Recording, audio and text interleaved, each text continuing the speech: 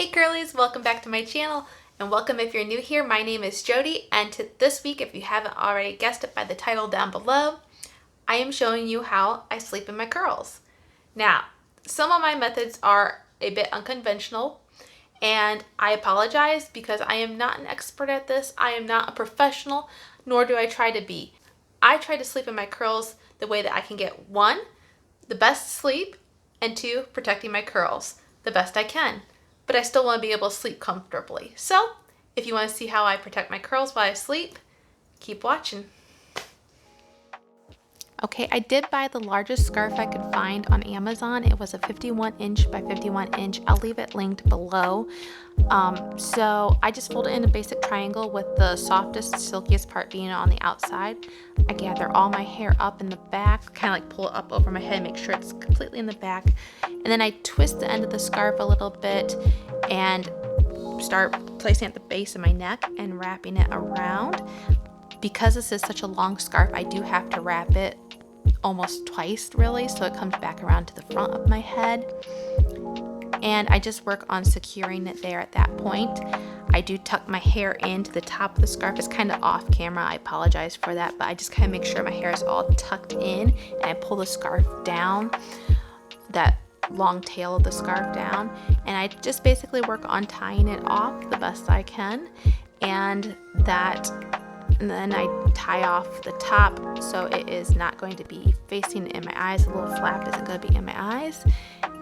And then I pretty much have my updo for the night. You'll notice that all my hair is on top of my head, not in the back, which is how I like it when I'm sleeping. Now, when I start out sleeping at night, this style feels very tight and secure, which I appreciate, but as I do go throughout the night, it does tend to loosen up quite a bit. Okay, the second style that I do is I just get a satin bonnet from Walmart, and I'll leave that link down below as well. And I just turning that to find where the back is. I gather all my hair upside down in front of me, have a loose ponytail with my hand, and I use that to guide my hair into my bonnet.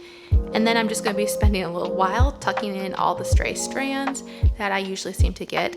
And you may see a little bit later how I do miss a little bit of the hair. I didn't get completely tucked in around the top side of my head. So yeah, there we go. I'm tucking that in. I still miss another part a little bit later on.